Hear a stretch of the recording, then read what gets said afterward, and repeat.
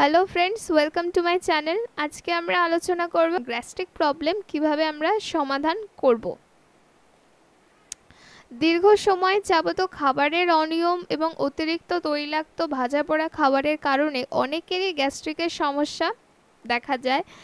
যারা এই সমস্যায় ভোগেন তাদের খাবারে সামান্য একটু অনিয়ম হলেই শুরু হয়ে যায় গ্যাস্ট্রিকের মারাত্মক ব্যথা।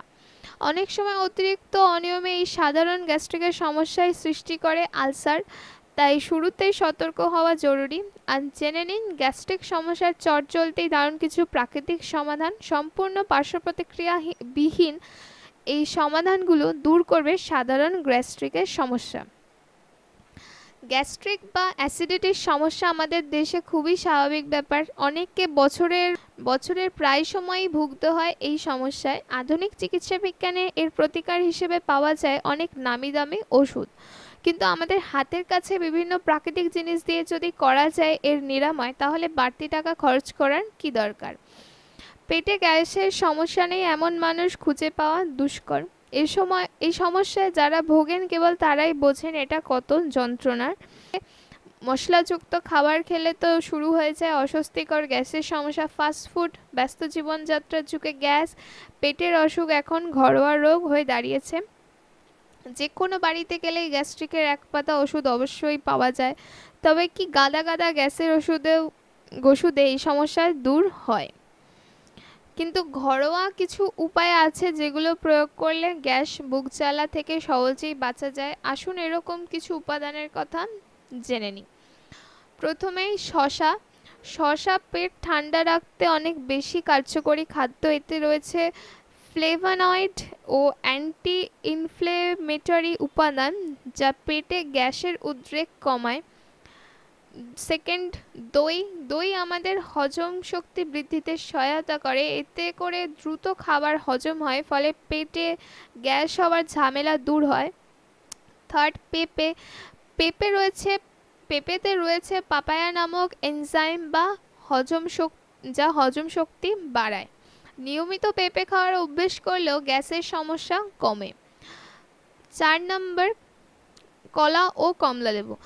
কলা ও কমলালেবু পাকস্থলীর অতিরিক্ত সোডিয়াম দূর করতে সাহায্য করে। এতে করে গ্যাসের সমস্যা থেকে মুক্তি পাওয়া যায়। এছাড়াও কলার স্যালুবল ফাইবারের কারণে কলা কোষ্ঠকাঠিন্য দূর করার ক্ষমতা রাখে। সারাদিনে অন্তত 2টো কলা খান, পেট পরিষ্কার রাখতে কলার জুড়ি মেলা ভার। 5 নম্বর, আদা সবচাইতে কার্যকরী অ্যান্টি ইনফ্লেমেটরি উপাদান সমৃদ্ধ খাবার। পেট ফাঁপা এবং পেটে গ্যাস হলে আদা কুচি করে লবণ দিয়ে কাঁচা খান, দেখবেন গ্যাসের সমস্যার সমাধান হবে।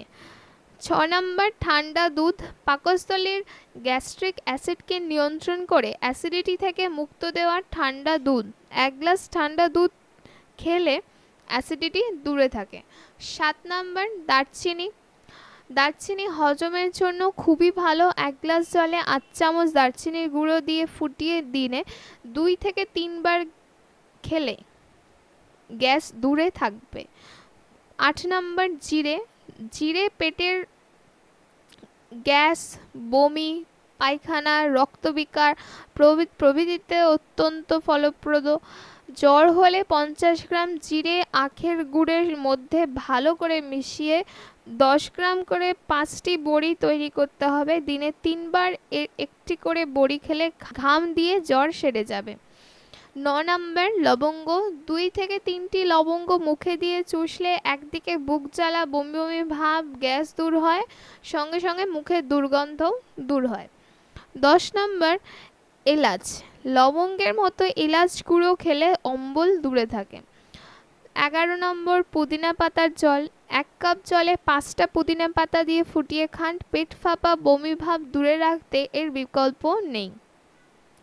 12 নম্বর, আমড়া টুকরো করে রোদে দিয়ে খান, কাজে দেবে। পেটে গ্যাস ও বদহজম জনিত সমস্যা সমাধানে আদা খুবই উপকারী। খাবারে অর্ধেকটা যোগ করে বা কিছু পরিমাণ। 13 নম্বর, আদা চিবিয়ে রসটুকু গ্রহণ করলে পেটে গ্যাস প্রতিরোধ করা যায়। আদা থেতো করে খান, দেখবেন অম্বল পালিয়ে যাবে। নম্বর মৌরির জল। মৌরি ভিজিয়ে সেই জল খেলে গ্যাস থাকে। এছাড়াও খাবারে সর্ষে যোগ করুন, সর্ষে গ্যাস সারাতে সাহায্য করে। বিভিন্ন খাবারের সাথে সর্ষে যোগ করা হয় যাতে এই সব খাবার পেটে গ্যাস সৃষ্টি করতে না পারে। নজর রাখতে হবে নিজের খাওয়া দাওয়ার প্রতি, জেনে নিতে হবে কোনটি খাওয়া উচিত বা কোনটি খাওয়া হবে না।